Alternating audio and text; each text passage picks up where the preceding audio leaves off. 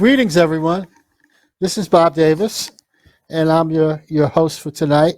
Of course, you all know me. I'm the co-owner of Soul Patrol with my brother Mike.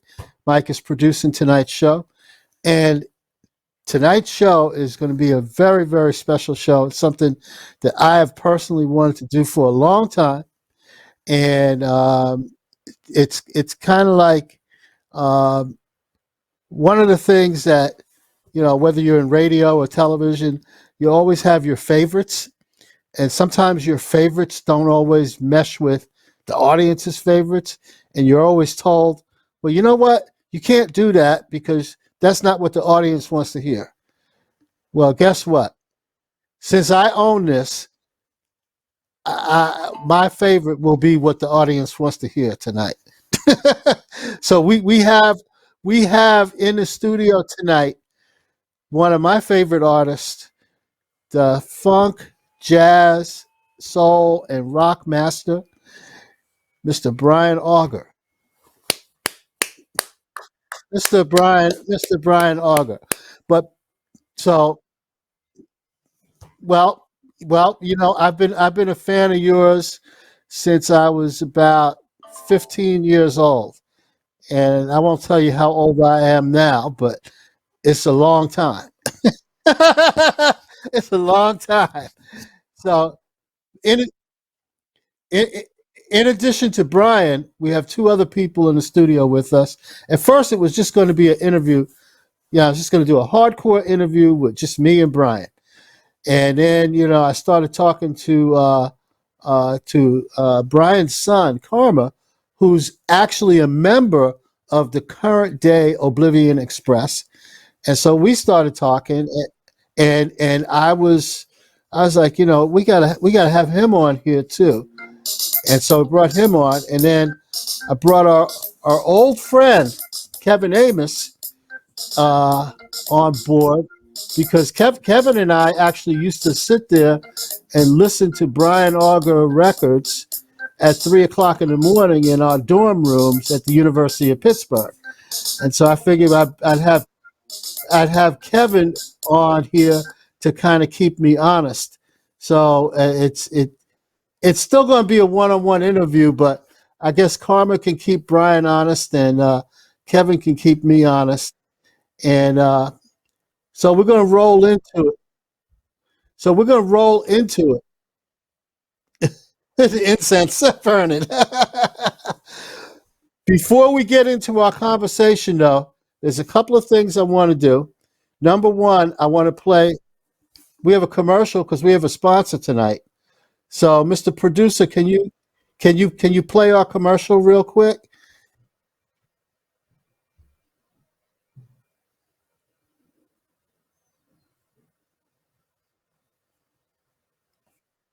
There's no sound on the commercial.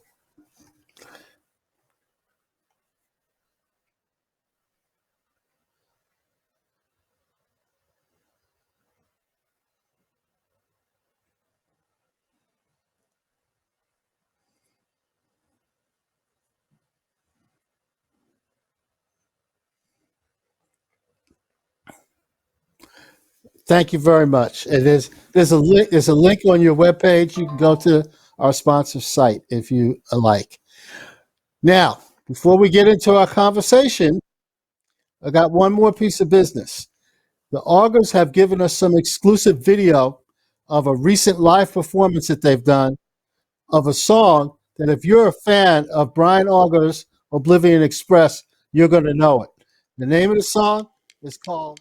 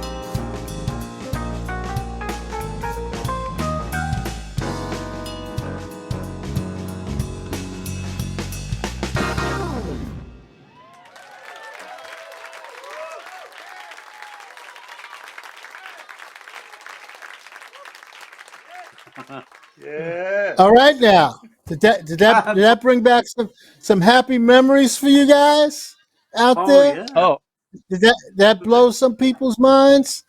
I mean, this is you know that's off the hook. That's what we used to groove to all the time. Mr. Brian Right. Auger, Oblivion Express. We saw you in there on the drums, Karma, kicking Yeah. ass, right on, Bob. Right on. kicking ass. Oh, My thank you, man. my Yeah. Thank you. He does not well, I have play. to say, that when you're playing, Brian is, as you can tell, an absolute force of nature. He's like a hurricane or a typhoon on organ. I love my dad's organ sound. It's so unique and different. It's the direct sound of the organ. It's so pure, and there's nobody sounds like that. And when he plays, he just lights everything up. And getting to play with a person like that is obviously a huge pleasure and an honor. But besides that, it's like you better be in the pocket, because uh, Brian Auger's playing Hammond right now, and everybody just needs to be on point. so so so what I want to do here, and Brian, you and I have talked about this before, and Karma, you when we spoke the other day, you told me to make sure that I get him to tell the complete story, because I know that people are sitting out in the audience right now, and they're like, how can this old white man possibly be this funky? How is that possible? And, and, but it makes sense. So, Brian, why don't you tell us a little bit about your background for people who don't know how, yeah. everybody knows that you're from the UK. How did you Right. get so into black music? How did that Well, happen, and how did that all evolve? Where did that come from? well, my brother, my family came. Well, there were six of us. There was three, which was my eldest brother, and two sisters that were, like pre-war, and then there was a little hiatus, and then there was me, another sister, another brother, and the the American influence was, during the war times, like Glenn Miller and big bands like that. But my eldest brother had a collection of jazz with Duke Ellington and Basie and Oscar Peterson. Oh my God, man!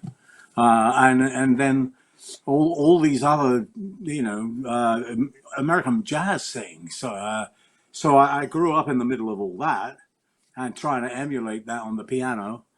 Mm-hmm. And we had dad had this big cupboard full of piano rolls. I don't know whether you know what that is, but the piano was Sure. a big From piano. a player I would piano. Yeah, play a piano exactly. I would stand on the pedals and hang on to the underneath of the keyboard and pedal away like some demented cyclist, and all the notes would play. And so we had all the operas in piano roll form, and ragtime, which I love. And for some reason, I got tipped towards this anything that swung. I was like, wow, that's and I listened to my brother's stuff. My elder sisters were heavily into Nat King Cole and Billy Eckstine and Sarah Vaughan and people like that. And so I had this going on, and my mum and dad used to listen to light music from the shows like Oklahoma and God knows what else was going on. So there was all that going, and so it was kind of like a music going on from everywhere. And when I used to play the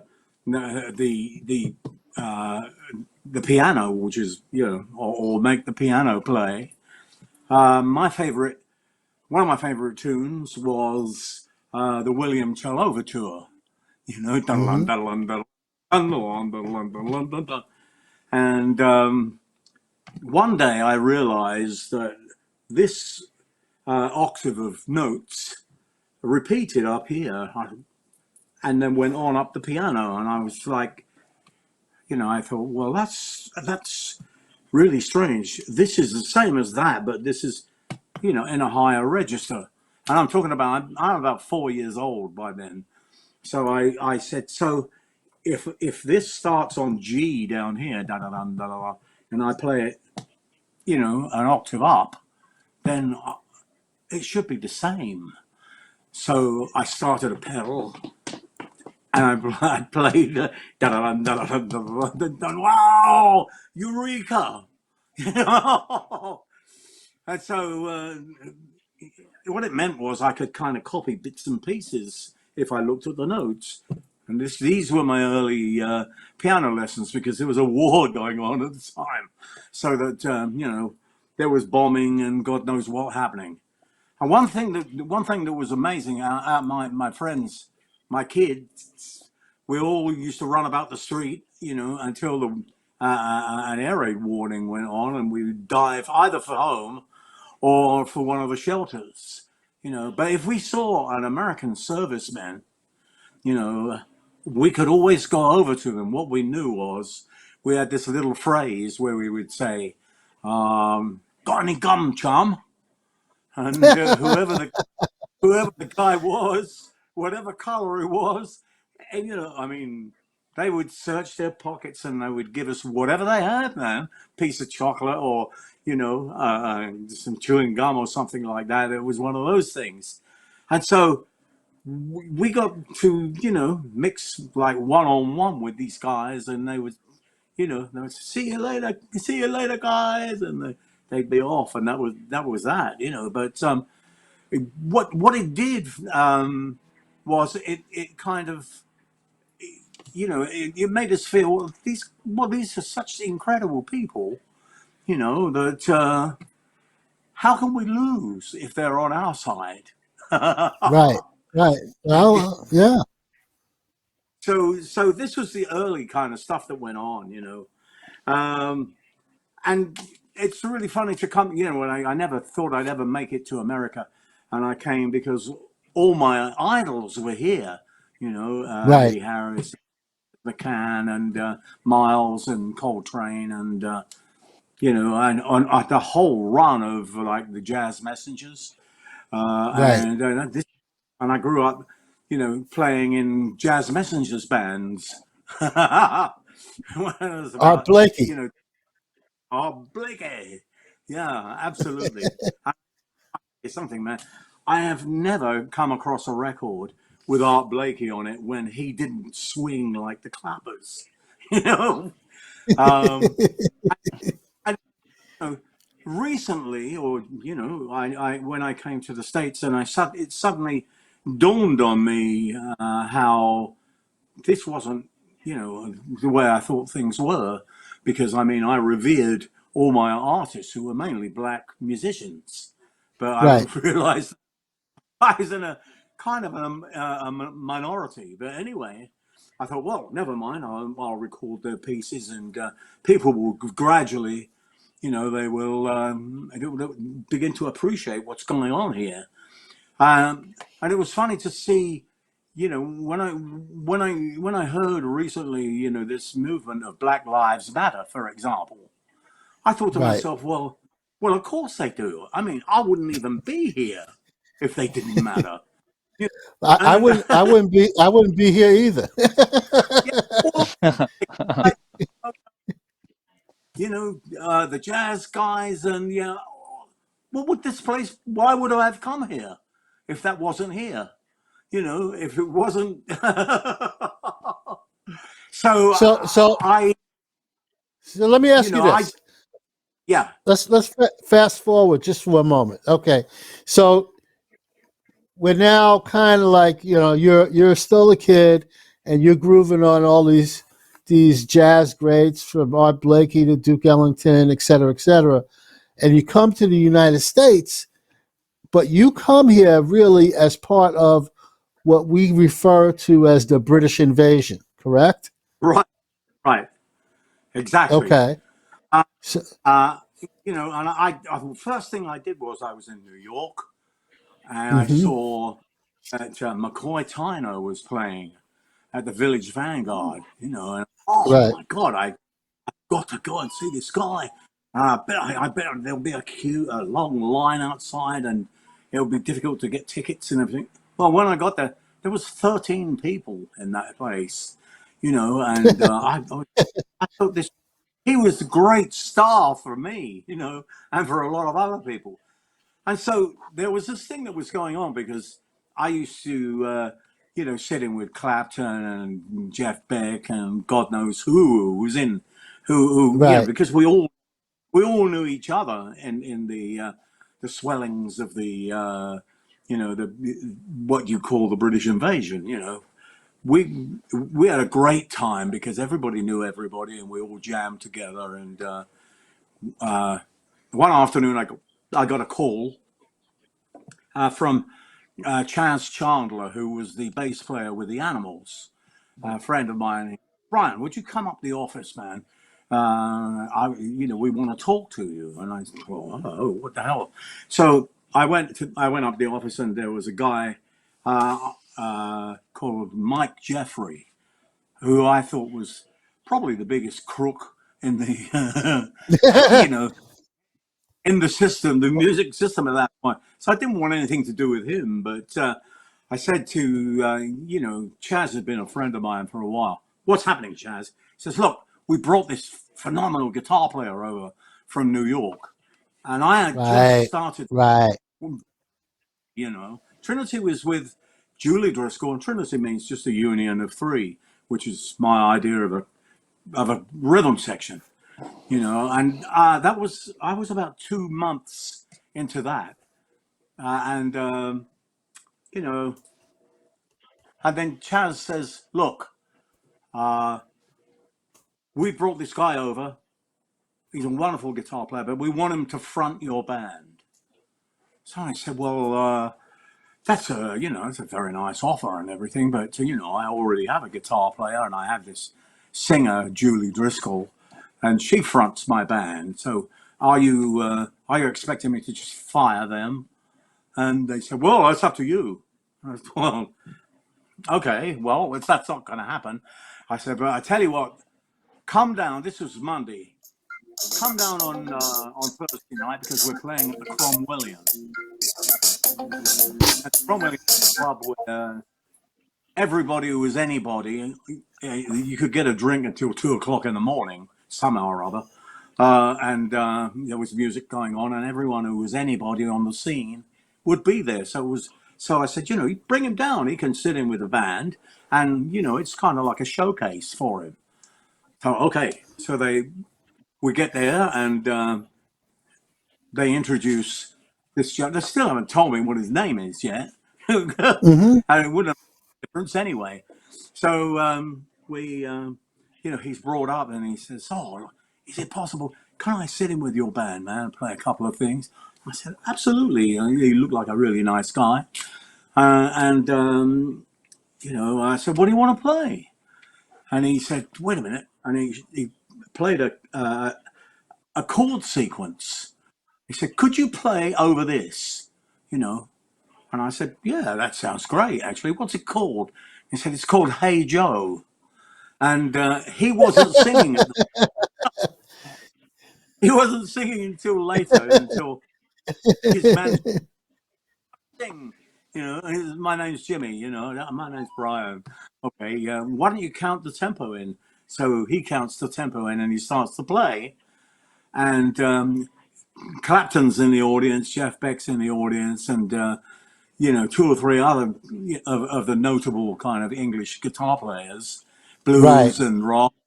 They're all there. and apparently, the only way I can put this is I could hear they were great players, the British guys, but I could hear where they come from. And when Jimmy Right. played, I went, I never heard anything like that before. Oh, you know, and So, so the audience so had, but, Jimmy played with the thing behind his guitar behind its back, and then looked like he was playing with his teeth, and did this whole thing. It was amazing. But I mean, we made instant friends, and he would find out where I was playing with the band, and he would turn up around town and sit in, and we became friends. Jimi Hendrix. right. I mean, yeah, as I knew where you were going. As soon as you said Yeah, Chas Chandler, I thought, oh, he's going to tell us about Hendrix, and it's like they're at that moment in time, right? And now I'm putting a few right, words in your mouth, but late '60s, there's this incredible fusion that's going on, right? Cultural fusion and um, a fusion of different countries and races and musical styles, and you've got artists. passion. The people that you named. These are people that are all doing blues. They're doing R&B. They're doing rock and roll. They're doing jazz, and mixing it all together. But now most of those artists end up going into the like rock direction. Right, It seemed to me, you're going more into a jazz and a brand new thing called funk direction at that moment in time. And at that moment in time, that's when Bob Davis is around 12 or 13 years old. I'm just a kid in New York City, and I'm starting to listen to this music, and I'm like, hey, you know? And so when do you actually form the first version of the Oblivion Express? well, that would have been formed, let me see now, in 1970, 1970. Okay. like that. Okay. Came up So that because I played this stuff, and we recorded with Julian. We had a number one, and we did a lot of jazz festivals, but there wasn't that much jazz going right. on. So I gravitated towards people that I never met, but I was in awe of. And eventually, what happened was um, I was making an album, Hmm. and the record company, once you get a hit, they want you to do that again and again and Right. Of again. course. Always That's how was. they line their pockets, right? I, I was in trying to develop this kind of mix of music. I had actually won the piano jazz poll in England, and Mhm. uh, in Germany, I'd actually won two sections of a readers poll, one for jazz, jazz organ, and the other one was for rock organ, and nobody had ever crossed that bridge before either. So it was one of those times when everything was mixed up, and I thought, what do I do now? I can either make more uh, pop records, or Mhm. I can down this road that I wanted to, thinking to myself, but maybe I'm kind of going pushing against the tide here, the commercial tide, and maybe I'm going to end up going the quickest way to oblivion. Ah, hence So the I name. think I'll be an express. So, so, so, so, before we continue with the story, we got a big audience out here tonight of I folks to come see. We got some questions. I want to throw some of their questions out at you, and then we'll come back sure. around to the story because there's some more stuff that I definitely want to talk about. Um, we have a gentleman by the name of Skip Godley. He Yeah. wants to know what's the first thing you learned about music, and what was the last thing you remember that blew your mind. So it's a two-part question. Right. Well, Skip, the first thing I learned about music was probably the way the piano well, I was about 4 years old at the time, and the story I told about the the William Tell Overture was the first moment when I suddenly realized what these things were, how they laid out, the notes. That was, and what that led to was being able to hear something on the radio and figure it out or play it. So I got invited to a lot of parties as this shrimp playing the piano here. And that was my first kind of eureka moment. Uh, and later on, I would say, I don't know, I don't know. I just got deeper and deeper into music. I realized that there was a big audience out there, and when I went to Europe, I was amazed. There were these people who couldn't speak English, but they loved the music. It just went. And the same thing for Japan. I went to Japan. I wondered what the hell was going to happen. And obviously, these people didn't speak English at the time. But you know, I was wandering, around in the shops and stuff, and I saw this young guy who got our album under his arm. I Hmm. was like, "Whoa, this is completely crazy." But it was like, music. It was like some kind of new language, and you could tell who was into it because, as I said, the fashion. The Beatles had their fashion, and there are a lot of kind of young fashion people who just turned the whole image of the Englishman with a bowler hat and striped trousers and stuff like that. It was overturned in a moment, and suddenly it was a new world. So, I want to segue into another area. Habiba makes the comment here. Look how children beautifully break barriers, and so Sure. that's a perfect lead in for me to go over to Karma. And Karma, I would like you to tell the audience the story that you told me the other day about the Reinforcements album cover. Oh yeah, that was great. Um, so 1970. Hi, everybody, by the way. I'm Karma, and I'm Brian's son. And I've been playing drums since I was about 20 years old. And I've been playing with Dad exclusively for the last 30 years. And it's been a great ride. And it's been just an incredible time to play music in the world and bring music to people and bring joy around.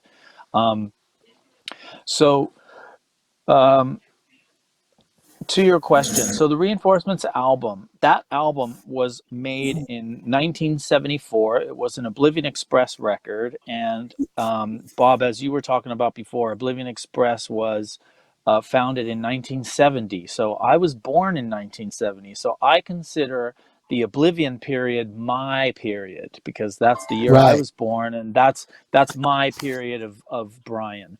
And actually, that period from about 72, 73, 74, even up to 76, that's really like my favorite period of my dad's. It's my favorite period of his music. It's my favorite period of his organ sound. There's more to it than that, but that period is really like a special time in the Oblivion Express history, also to do with the members of the band and what was going on at the time and stuff. And as you said, the barriers that were getting broken down at that time. Um, there was a lot of craziness going on in the world. There was a lot of, injustice and madness happening, as Dad talked about too, that he experienced once he came to America. He had his vision of what Black America must be like because of who these people were and what they meant to him, his idols, the people that he grew up Hmm. on. And then he comes to America for the first time and discovers that it's not like that at all. And what a difficult thing to understand and to take into your soul, and how sad. And it's all part of the period. But in England at the time, you have to remember, England kind of has had its empire and is definitely guilty as charged on much of the problems in terms of racism and all that has happened. And yet London, especially as a city, a very big city, is always cities tend to be places where lots of cultures come together. I feel very comfortable in cities. I like that personally. I appreciate. I feel weird when you go into kind of monocultures. I really like cities where there's just lots of cultures together. It feels very natural. It's kind of how I grew up. I was born in London, and then we've always kind of lived in cities. So so 1974 comes along, and an album gets made called Brian Auger's Oblivion Express: The Reinforcements.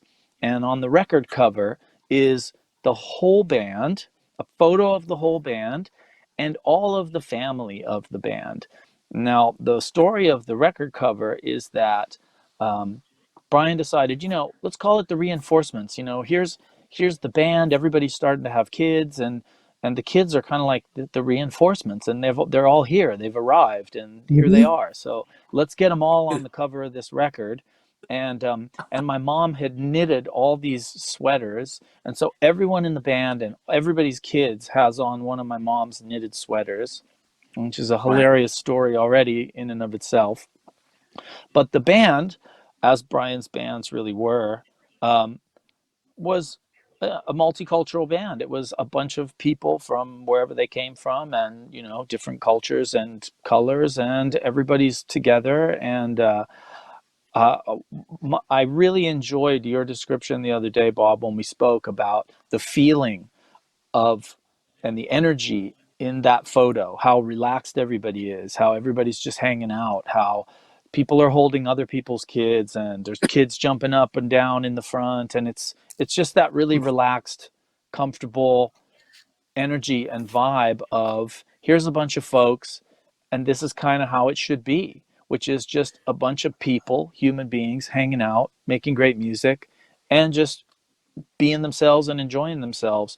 And um, it honestly really wasn't until you and I spoke the other day that I realized what an impact that had, or what an impact that must have had at that time. I would love actually Uh, for you to speak about that.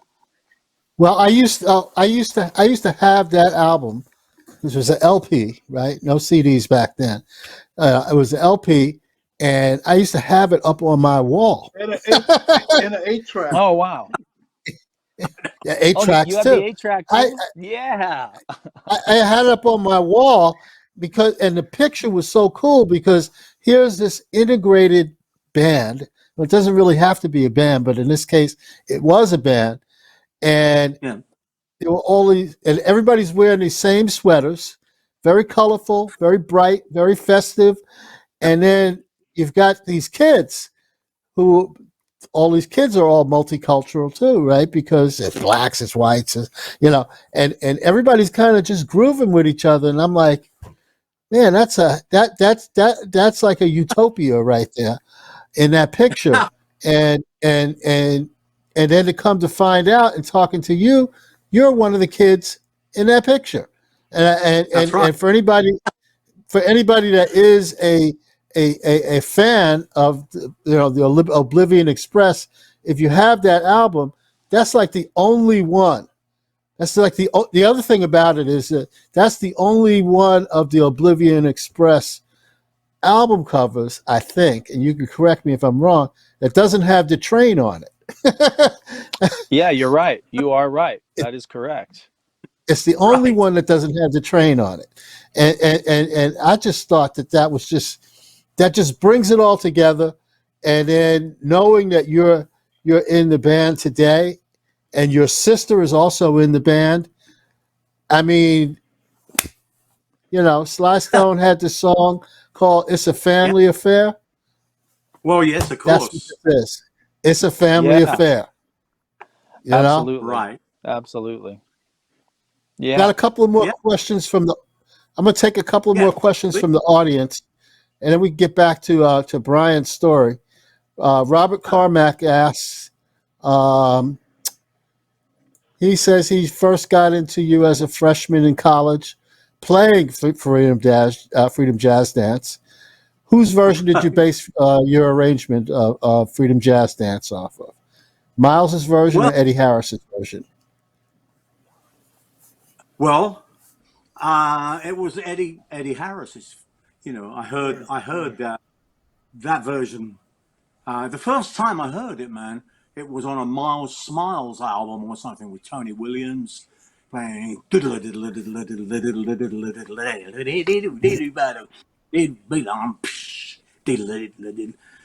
And I thought, well, that's a strange melody, and let me try and work that out. And obviously, it was a saxophone melody, all in fourths, and so I grappled with that on the keyboards.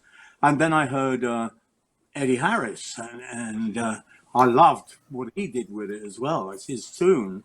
And and then the strangest thing happened, man. I was with Atlantic Records at the time, and when I was in New York for the first time, I went up to the Atlantic building and went inside and upstairs, and I went to see the promo department.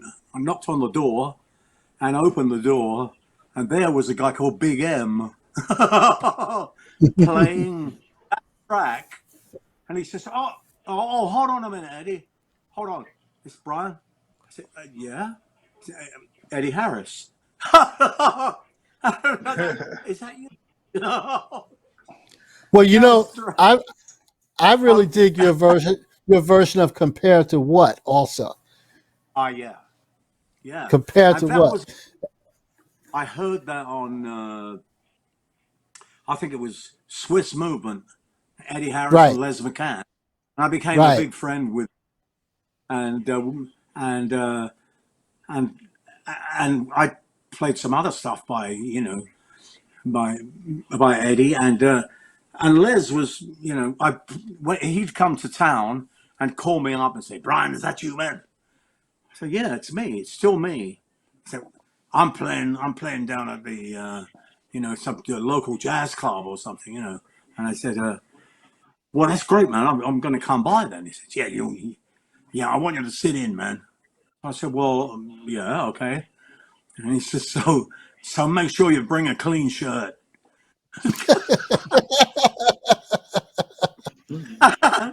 And so I said, right, well, so I went down there, and he says, I've got this new piano that was given to me by Roland, but I've got the Rhodes. He said, which one do you want to play? I said, well, I thought I was just going to sit in for a tune, I don't know any of your. He said, oh, you'll be able to play those. He says, I'll be with you. So I said, well, all right. So this groove starts up and it's steaming away there. And I'm listening for the chord changes and I've got some of them, And he leans over my shoulder and he said, right, you're solo, Brian. So I lit into the solo. B flat minor seventh, E flat seventh. Oh, yeah, all right. A flat minor seventh, D flat seventh, G minor seventh, C seventh, and I played some lick on that, and just God damn, I was a nerve wreck, and I'm telling you. And later on, when I saw him, I mean, he's always been a really funny guy, man. Even when he was in a wheelchair, we did this gig Yeah. together over here. They wheel him in, and I go over and I said, yeah. So what the hell is going on then? What's this wheelchair and stuff? He says, Brian, hey man, let me look at you. I haven't seen you for ages. Let me see. Let me look at you. God, you're ugly.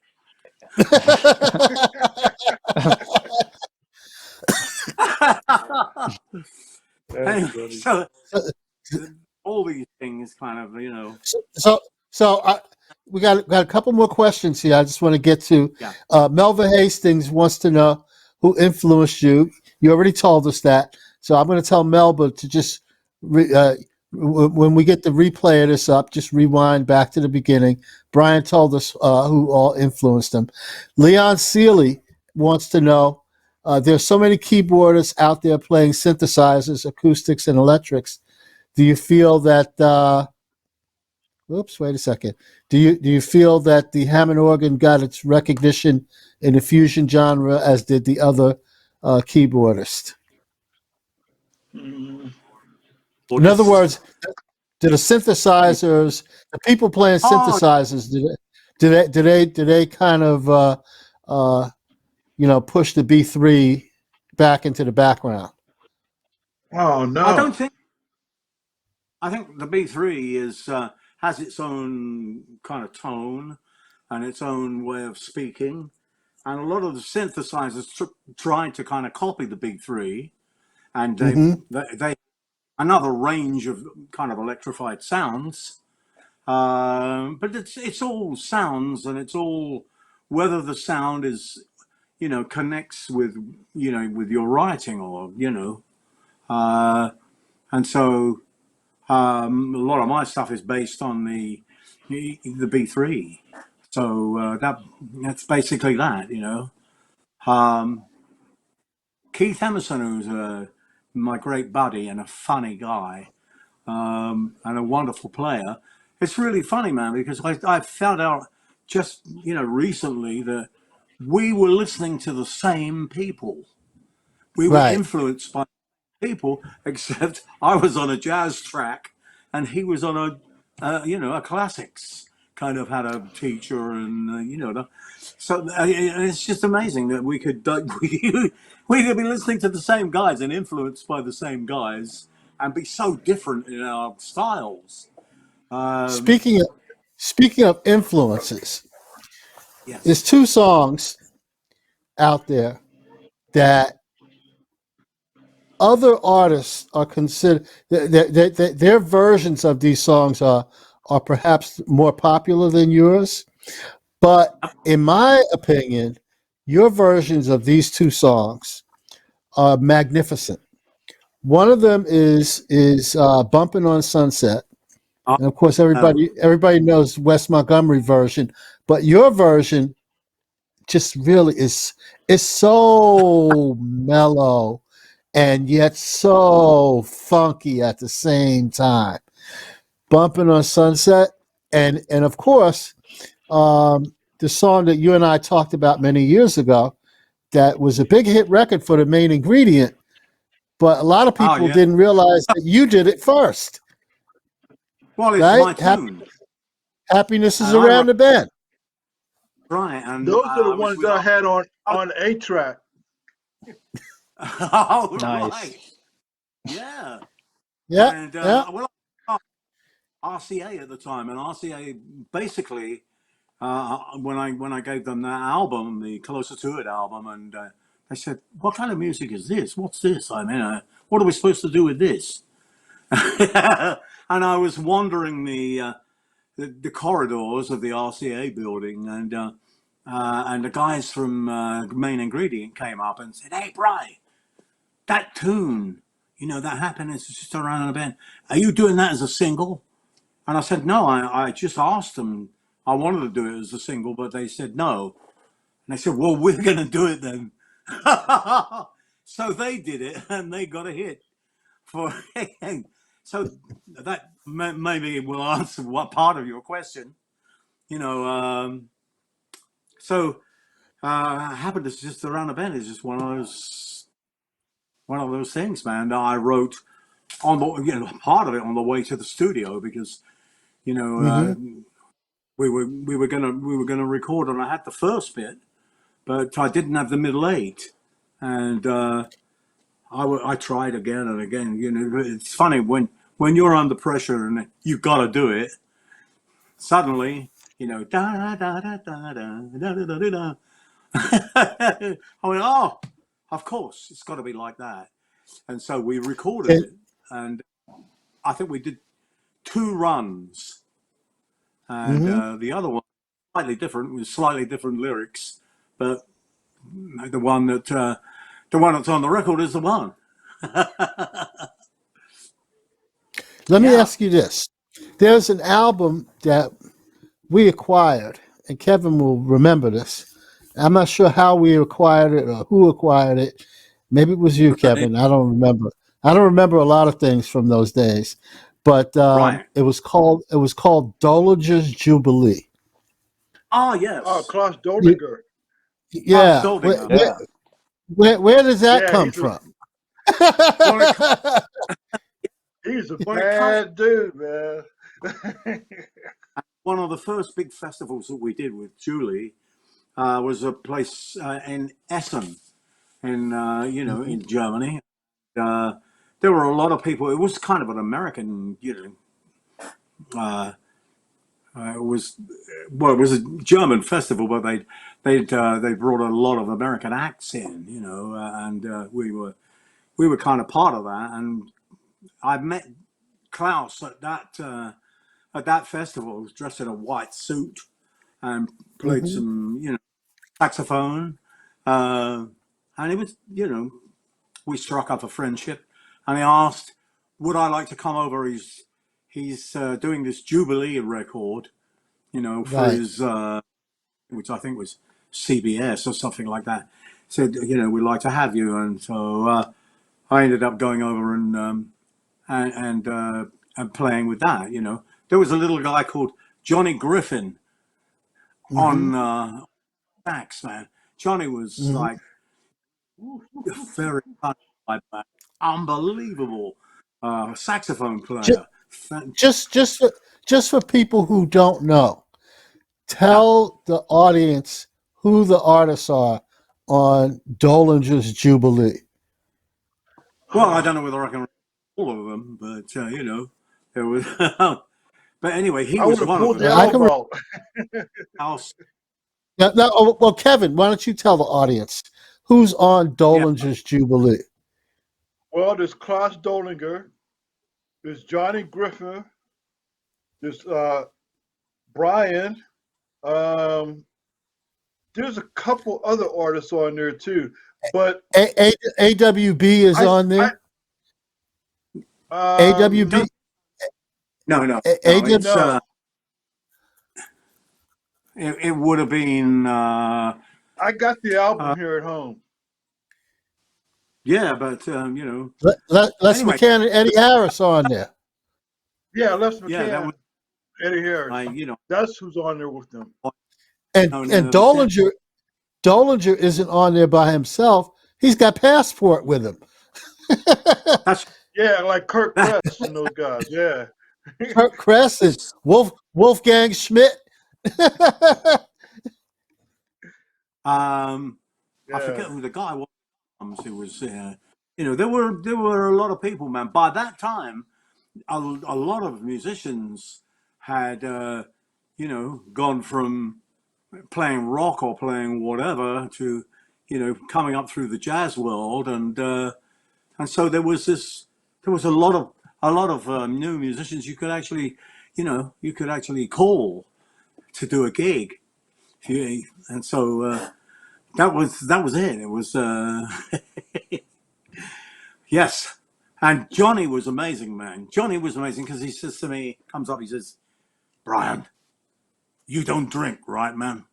So I said, well, no, I don't actually. No, I stopped doing that a while back. And he said, well, listen, man, take this bottle of brandy, man, but don't let me have any. Oh, So couple I more, said, well, wait, couple more. wait a minute. Why? I said, why didn't you leave it at home then? He says, look, I'm not going to argue with you, Brian. Look, you hold it, man, and unless I go down on my bended knees and beg you for a sip, just let me have a sip. I'll be all right.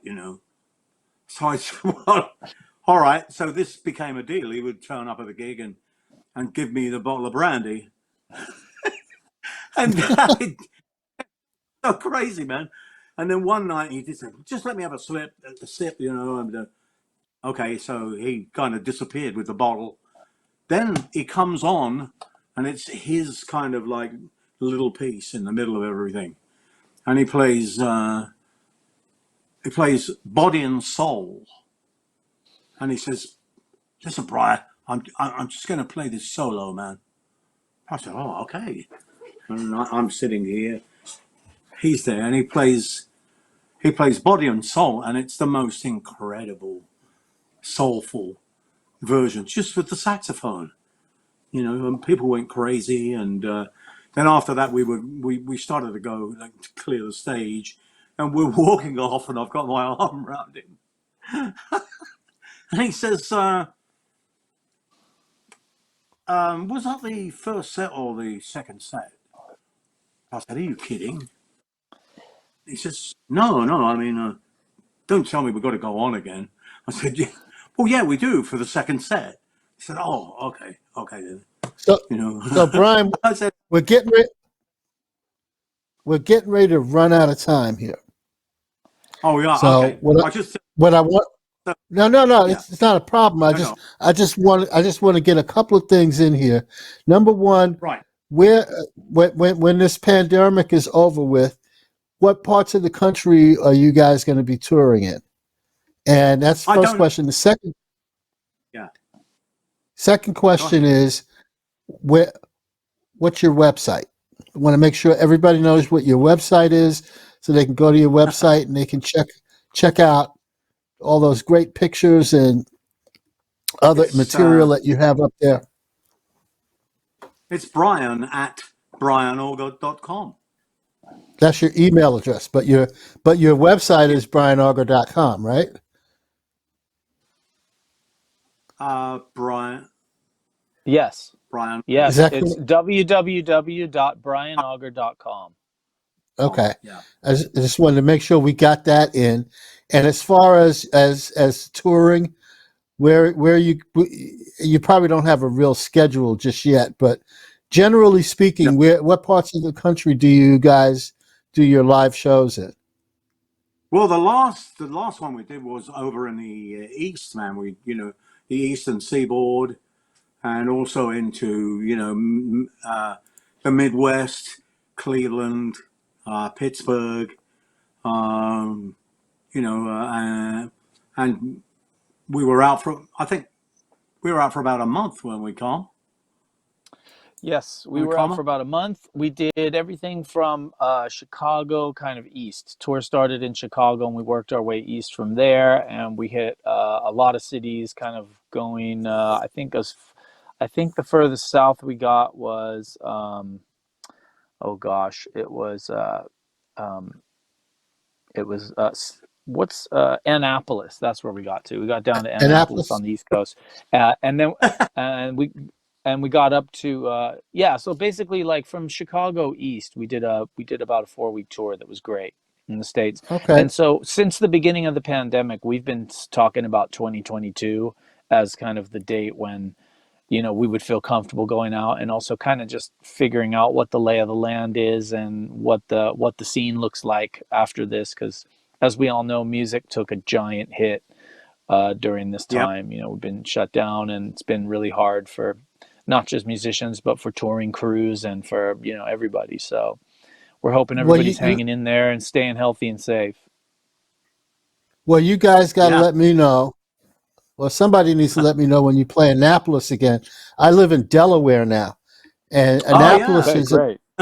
Annapolis is about an hour away from where I live. So I will definitely come and relive my youth All with the right, Oblivion beautiful. Express. We got the producer just informed me we have a few more minutes. Kevin, do you have any questions? Are you still there, Kev? He might not be there. No. His You'll screen find might be frozen. Ah, okay. What is that, on Brian? my website. It's like a 3 CD. All sorts of different tracks that I feel never got at the play that they should have done. And Okay. so it's kind of a, I don't know what you call it exactly, A but retrospective. a Yeah, retrospective, yes, retrospective. Okay. I'll have to and it's pick that called up. We'll get you one, introspection. Bob. We'll get you one out. Okay. Absolutely, yeah. Uh, Okay.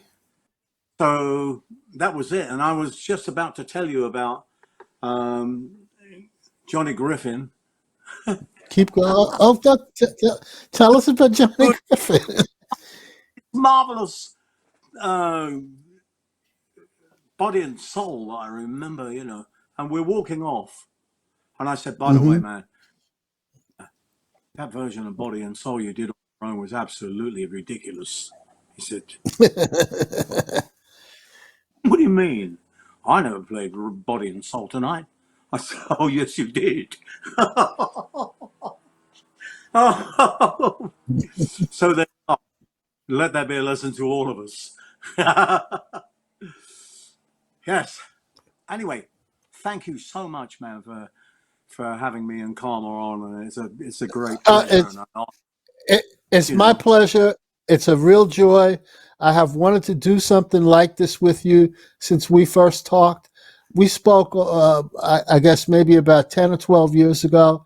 I had a great conversation with you then, and I'm like, I got to do something with Brian Auger on here because, you're the type of artist that a lot of people like you. They don't know that they like you. They just know the music, and right. they don't always know the name. And then you tell them the name, and they say, "Oh, okay, yeah, that dude." And I'm like, "Yeah, that dude, that dude." And but I've been a fan for a long time. I'm so glad I got a chance to meet your son. He Yeah. really represents you very well. But you Oh, yeah. already knew that. You didn't need me to tell you that. Um, Yeah. and so I think everybody enjoyed it. Um, Mr. Producer, can we play the next video? Oh, he's telling me we have some more time. Before a few minutes ago, he was telling me, "Hurry up, hurry up, hurry up, hurry up." Now he's like, "Oh, well, you got some more time now." So Hurry up. you know what we can, we can talk about the What's live that? albums, Yeah. the two live albums. Well, I guess it's Oh, really one album, and one of them is like it's like a part one and part two. The ones with the keyboards that look like the keyboards are kind of yeah. like swirling around. Where were those One of the whiz- recorded at? Ah, they were they was were recorded at the Whiskey a Go Go in Hollywood, oh, in and I L.A. in LA, and that was the only place that I knew where somebody had a mobile studio, Uh huh. and so I got in touch with him, and he brought the truck up, and it was ridiculous because the first track is called "Beginning Again." All right, and Mm-hmm. um, what happened was Steve Ferrone was 40 minutes late, and we were all waiting, and the guy, Mario, the guy who was the manager, he was saying, "Where is that guy? Wait till I can," And I said, "I don't know where he is. He disappeared with two ladies last night, and I have no idea where." Finally, Steve comes in, huffing and puffing. I got a taxi. The traffic's been terrible. I'm sorry, Orge. I said, look, never mind about all that. Just like, let's start, for God's sake. So he gets on the drums and he said, "What are we playing?" I said, "Beginning Again." He has the intro, and he starts playing, and he's so revved up that I listened to the intro, and I go, I don't know whether I can play this fast. I can't. Anyway, that was it. We're in it. But it was quite a thing to hear that stuff back. That, You know, that is those are two of the best live albums I've ever heard. Period. In oh, any genre of music. I mean, I could put those albums on and just you know be transported to another planet, literally, just listening to those two live albums, which I guess is really one live album. So, Well, yeah, actually, Bob, so what's funny about that is, so I want to backtrack just a hair here because there's actually a little bit more to all of this story. So Brian goes to LA to do Live at the Whiskey. The Live at the Whiskey right. album is recorded in 74. So in 74, the band is Alex Lidgetwood is singing, right? Who goes on to Santana for 18 years after the Oblivion Express. Right. Brian has lost Robbie McIntosh, the drummer who was originally started in Brian's band, who went on to AWB and cut the first AWB record. He's the And then one that took he's the one that took the heroin. He thought it was coke, right? Correct. And I he got passed Okay. away, unfortunately, on that tour, on that first tour. And then Steve Ferrone comes into the band, who ends up going to AWB afterwards. Now, what people don't know Right. is Brian actually knew all those guys and produced a record for them in the early days as well. And that's a whole nother story. But so they go to the whiskey, they're at the whiskey, and the guy who had the mobile rig, his name was Wally Haida, and he had this Yeah. mobile. In the beginning, it was a 16-track recording rig with 2 tape Mhm. machines in the bus, and he drove the bus right in front, parked in front of the whiskey. And so they did these live recordings. It was live. The Live at the Whiskey was recorded over 3 nights, and then Brian picked the best stuff and turned it into a record. So Brian cuts Live at the Whiskey. They go back to England, they mix it, and the record company wants one because there's just too much material to put on one record. Yeah. So that one record gets made, and they put out volume 1. Then comes the Reinforcements album, which is recorded in 74 and released in early 75. But the Live at the Whiskey record did so well that then the record company decides that they want to release, do you have any more from that record? And so Live at the Whiskey Volume 2 comes out, but not without Reinforcements in between. The record company didn't see the value of releasing a double live album at the time. I don't know that anybody Right. had done that And, before, right? So and Volume 1 and Volume 2 are actually 2 separate records in their initial kind of release. okay. You know, But I mean, I guess now we are being told we're out of time. I just want to mention one more thing, and then we're going to yeah. cut to the video. And that is that Reinforcements, the monster jam on there is called Brain Damage. Oh yeah. Brain Damage. So Exactly. I want to thank all of you guys, Karma, Brian, and Kevin, for helping me out here. We need to log off, and we're going to go out to the sound of Indian Rope Man. Right. All right. Awesome. Thanks, guys. Thank you, Good Bob. seeing you Great guys. pleasure to talk to you, man. Great to see you, Yeah. Kev. Yeah, good to Yep. see you too, Carmen and Brian.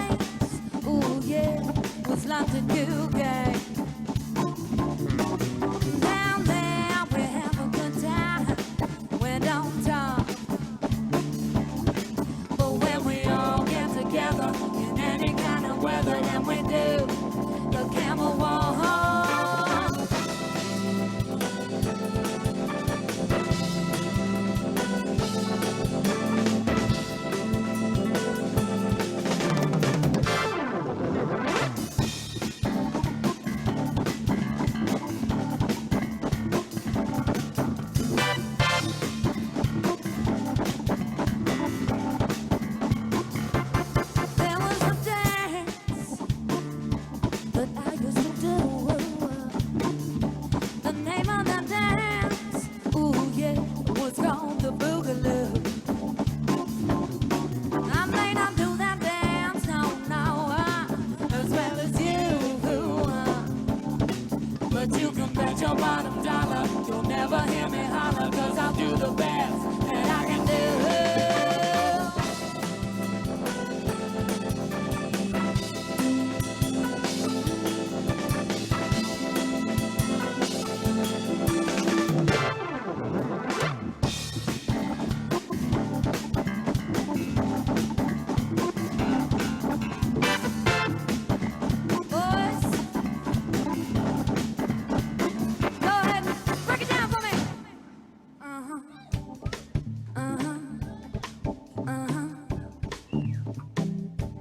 This is where we like to feature all of our private members of the band and show them off to you all. And I think I'll start with Derek.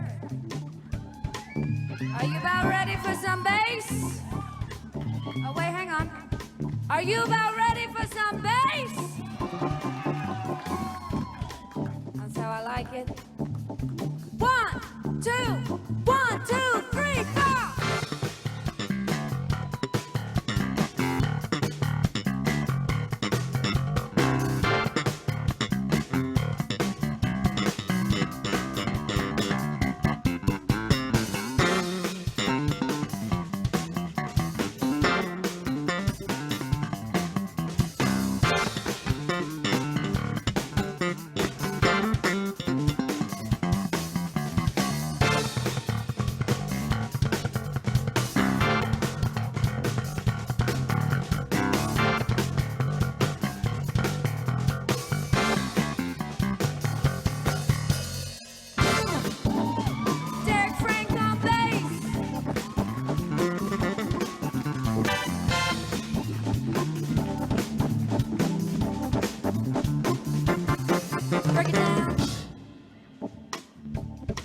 Dad, we're gonna save you for last, but not least. And I think we'll have Karma go on drums. 1, 2, 3, kick it!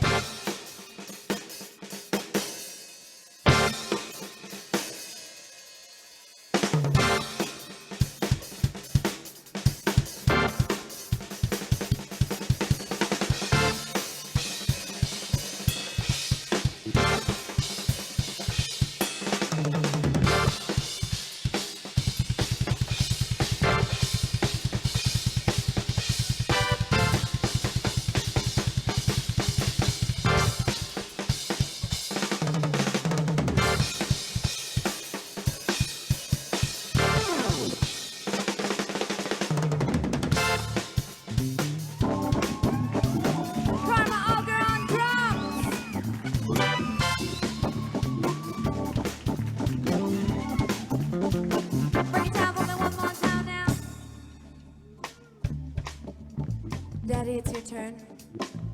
And I think you should make it really, really funky. Try to hit all the right keys.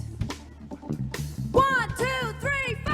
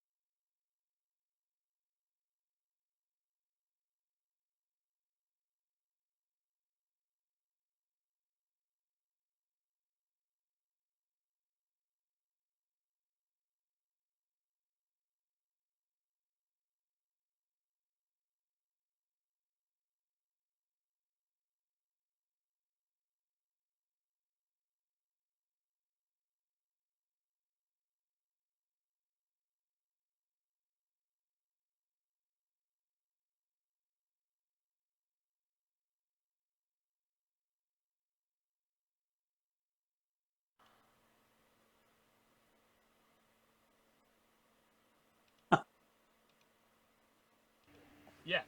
So, guys, I have some good news and Yes. I have some bad news. The good news is the show was fantastic. You guys were hitting it. You guys were really good. The bad news is we have to do the drops one more time. If you That's don't not the mind. worst news. Yeah, I hear you. So we'll start with Kevin, and then we'll go to Karma, and then Brian. The same order, the same words as last time. Perfect. All Yeah. together? No, one at a time, Dad. Kevin's gonna go first. Okay. Yeah.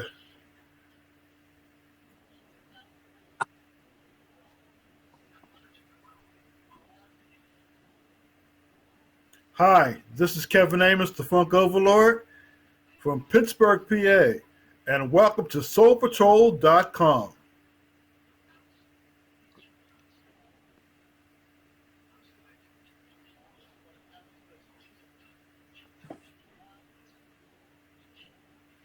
Hey everyone, this is Karma Auger from Venice, California, and I'm here hanging out on SoulPatrol.com.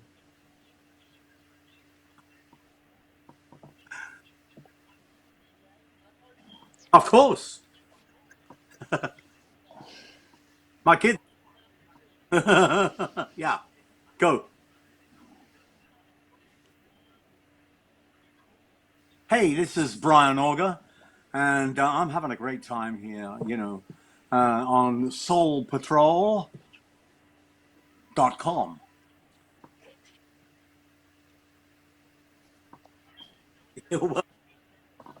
Perfect. Perfect. Thanks, guys. Thanks a lot. We really appreciate it. Thank you. Pleasure. Okay. Hey, Y'all take thanks, man. care. Yeah. All right. Cool. We can't wait to check it out. Yeah.